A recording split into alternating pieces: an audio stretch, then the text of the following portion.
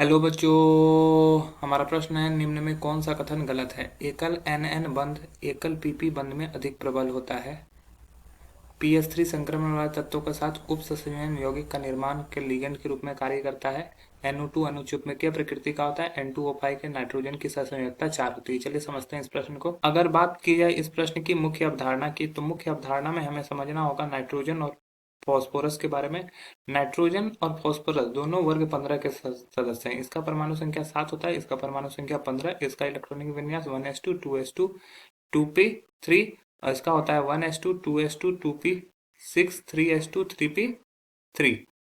ठीक है। अब बात करें फॉस्फोरस का, तो आकार क्या होता है? आकार बड़ा होता है, ठीक है, और इसका आकार छोटा होता है। आकार छोटा होता है और ये विद्युत ऋणात्मक भी अधिक होता है।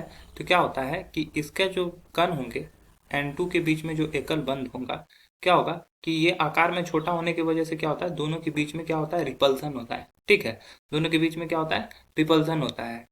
तो क्योंकि समान आवेश एक दूसरे को क्या करते हैं, प्रतिकर्षित करते हैं।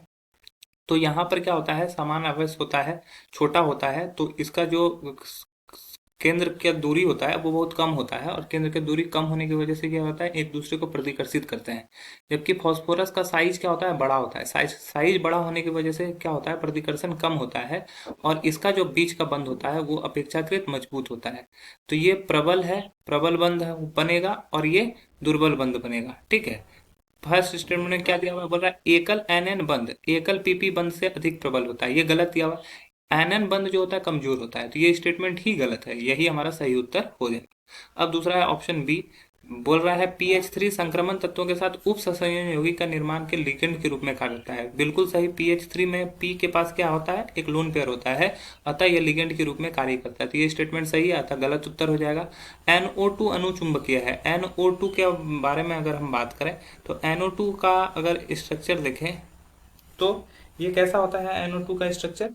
तो NO2 का स्ट्रक्चर होता है N के साथ एक ऑक्सीजन जो होता है डबल बॉन्ड के साथ जुड़ा होता है, और अगर ध्यान से देखेंगे तो इस पर क्या होता है, एक ऑक्सीजन जो होता है ये लोन पेयर के थ्रू ये एक ऑक्सीजन को ये अपना इलेक्ट्रॉन डोनेट किया हुआ रहता है। ठीक है।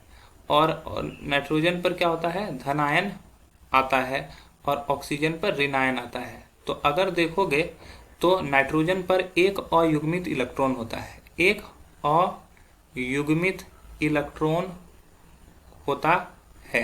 अगर अयुग्मित इलेक्ट्रॉन होगा, ठीक है, अयुग्मित इलेक्ट्रॉन होगा तो क्या करेगा, वो अनुचुंबकीय प्रवृत्ति का होगा। तो यह भी बिल्कुल सही कथन है, तो यह गलत हो जाएगा। और बोलता है N2O5 में नाइट्रोजन की सहसंयोजकता 4 होती है। N2O5 का अगर स्ट्रक्चर बनाते हैं तो ये N2O5 किस तरह दिखता है, ये हमारा हो गया N2O5 कुछ इसी प्रकार से दिखता है। ठीक है, N2O5 का स्ट्रक्चर कुछ इसी प्रकार से होता है। तो यहाँ से देखोगे कि एक नाइट्रोजन की उप सहसंयोजकता कितनी है, सॉरी सहसंयोजकता एक नाइट्रोजन की देखोगे तो 4 के साथ जुड़ा हुआ है। ठीक है, तो ये कितना दिखा रहा है, तो यहाँ पे क्या हो रहा है, इसके साथ क्या कर रहा है, ये अपना इलेक्ट्रॉन को शेयर कर रहा है।